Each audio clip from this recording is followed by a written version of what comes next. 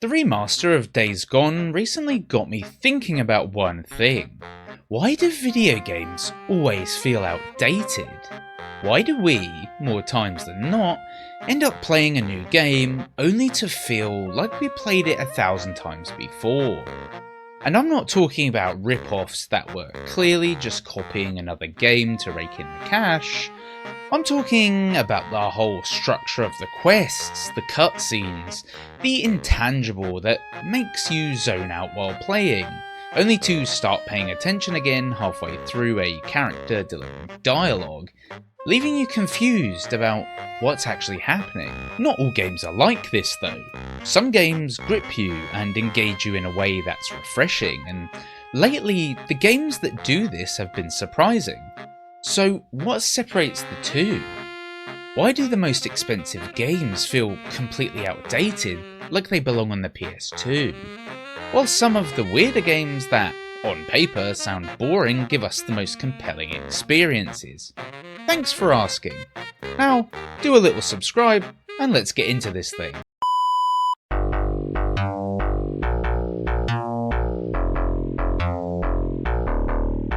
Days Gone is back, baby! Deacon and Pals have been remastered with 4K and HDR, and Sony is quite eager to promote that fact.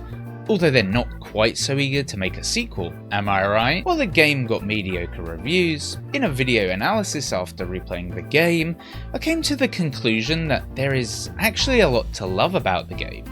But even so, there's no denying that the way you play the game feels like something ripped straight from the PS2 or PS3 era. The mission structure is such that you flop between main and side missions by driving to them on the map, which is covered in a fog until you clear those areas of zombie infestations and bandit camps. And while not completely terrible, the game's story is predictable and reeks of the notion that the game's director watched too much Sons of Anarchy and cranked up the cheesiness. Even when the game was released in 2019, the main critique from every corner of the internet was that it felt outdated. And that's true. But why? Well, the answer lies in something that we don't often think about: development time. See, Days Gone spent 6 years in development before we were actually able to play the game. That's the entire life cycle of the PS4 and Xbox One generation. The planning and ideation for the game started in 2013, in the last days of the PS3, and it wasn't even until 2015 that full development ramped up. Now, remember when I said Days Gone had Sons of Anarchy stamped all over it? Well, it's no coincidence that the Biker Boy TV show didn't finish airing until 2013. The exact time that Days Gone was conceptualized. It doesn't take a genius then to see that Deacon's adventure in Oregon was thought up in a time when Sons of Anarchy was taking the world by storm and being a brooding biker was all the rage. No doubt someone at Sony Bend was relaxing on their couch one night, possibly with some of the green stuff, but let's not insinuate, and thought, damn, what if there was a zombie apocalypse? Then sat bolt upright and called Sony HQ to set a 9 AM meeting. But therein lies the core problem that we're really starting to notice across video games. Game budgets have increased over the years, and companies have corporatized the development process in the glass boardrooms of their skyscrapers, which means that rather than game developers having an interesting idea and being able to put that into action, they instead need to deliver 500 presentations and conduct a bunch of research to get their project greenlit.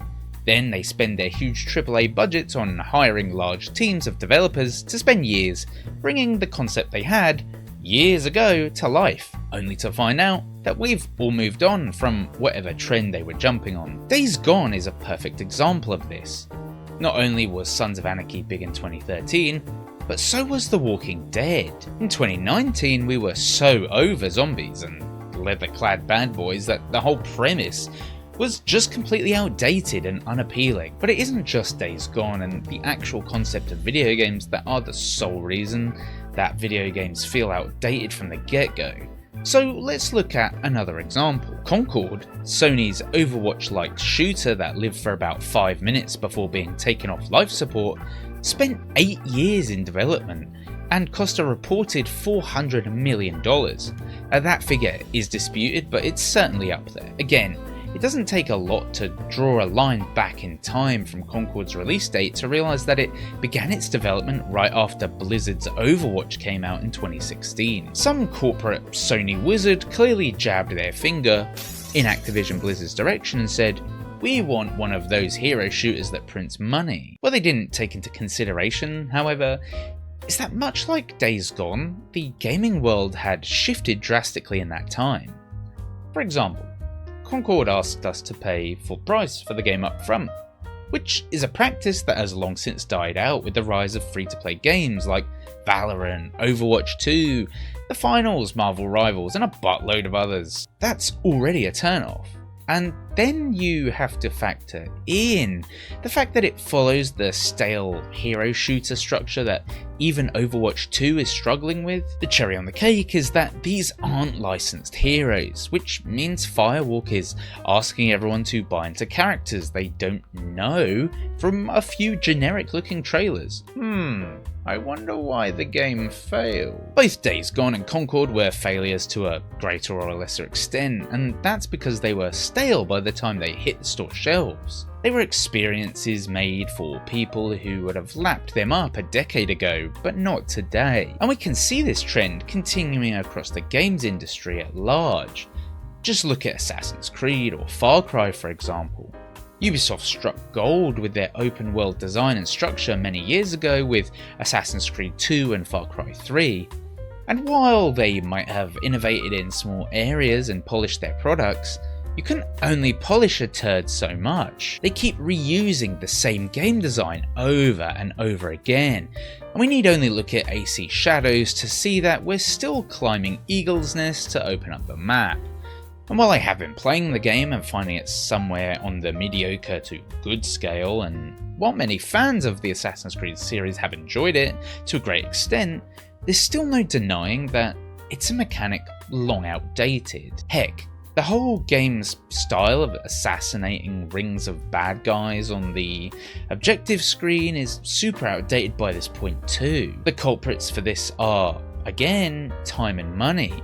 AC Shadows started development 5 years ago in 2020, and the money part is the fact that Ubisoft sinks so much money into each game that the corporate arm of the development studios is simply afraid to mess with the formula that's winning, even if it is slowly but surely waning each year. Over the past 20 years, as the popularity of video games has grown more and more, all of the major companies like Sony, Microsoft, EA, Ubisoft, Activision Blizzard, and so on have started to invest more and more of their budget into making games. But we're currently seeing what it looks like when that notion has been played out into some kind of post-capitalist nightmare. Top video game executives have become increasingly obsessed with their bottom line, creating and greenlighting games by committee. Oh, you did that idea once and it made billions of dollars? Okay, we'll make 50 others like it. Wait, what do you mean people aren't interested anymore? See, the major problem that we can't escape is that you cannot predict what the tastes and trends among gamers will be 5 years ahead of time. What can be predicted is that we certainly don't just want more of the same. We want something different, something new and original, not just the same old formula. And it's this idea that has allowed the weird and wonderful indie and AA gaming scene to thrive. Just take Kingdom Come Deliverance 2 for example. The first game was received well by players who enjoy the realistic simulator-like experience, but it wasn't a mainstream hit. Fast forward to the sequel and every streamer and COD player has heard about the game. Few went to the head of a major studio and told them you wanted to make a medieval life simulator game where you spend ages blacksmithing your own sword or trying to romance the village wench. They'd stand up, tell you you were crazy, and fire you. There's no way they would let you create that game. Yet, here we are. It happened, and it was a monumental hit. A more recent example is Expedition 33, which has taken the gaming world by storm. Created by a small French studio, this surreal turn-based RPG is about people over a certain age dying because of some weird witch woman in a strange fantasy world that makes Persona look like child's play. It's all about talking and fighting absolutely weird enemies in a faux French world. Imagine taking that one to Yves Guillemot. Yet, the popularity of Expedition 33 is simply astronomical. The clear through line in these two examples is that their original concepts and ideas. They have an engaging premise that gets you engrossed in the world, and they don't use recycled game formulas. Expedition 33's combat, for example, has you performing parries even though it's turn-based.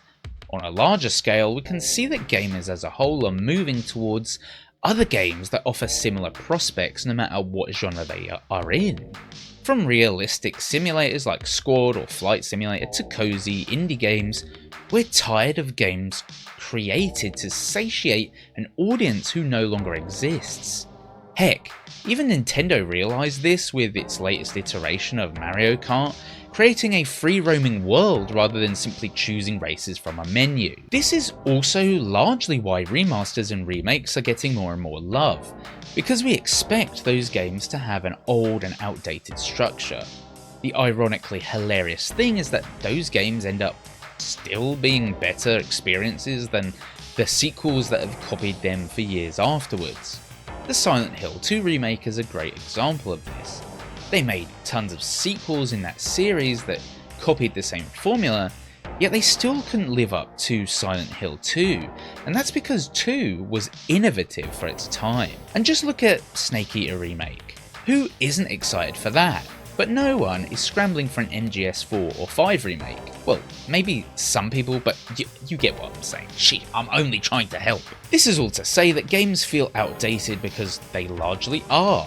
Video game companies have become bloated entities that are too scared to take a risk, and it's up to smaller studios with smaller budgets who are lean and ready to act on fresh ideas to create games that are forward-looking. It's the games that say, hey, I've got a cool idea, let's try this, that end up being mega hits, and that's because original ideas are timeless.